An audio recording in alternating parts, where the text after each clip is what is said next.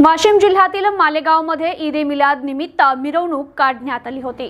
इस्लाम धर्माचे संस्थापक हजरत मुहम्मद पैगंबर यांच्या जयंतीनिमित्त वाशिम जिल्ह्यातील मालेगावमध्ये काढण्यात आलेल्या मिरवणुकीत सामाजिक सद्भावनेचं दर्शन घडले।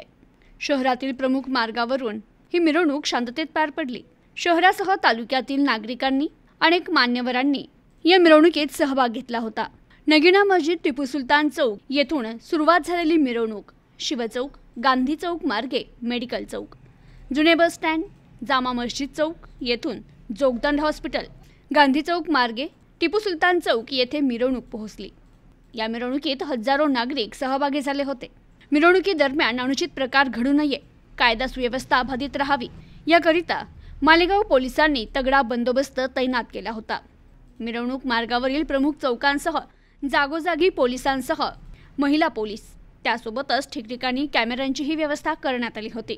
तर मिरवणूक मार्गावर ठिकठिकाणी पाणी, फळ, सरबत वाटप, अल्प उपहार आदींची व्यवस्था करण्यात आली होती। ईद ए मिलाद निमित्त मालेगावमध्ये काढण्यात आलेली ही मिरवणूक शांततेत आणि उत्साहात पार पडली आहे। प्रतिनिधी सोहेल पठाण, न्यूज टुडे 24, मालेगाव, वाशिम।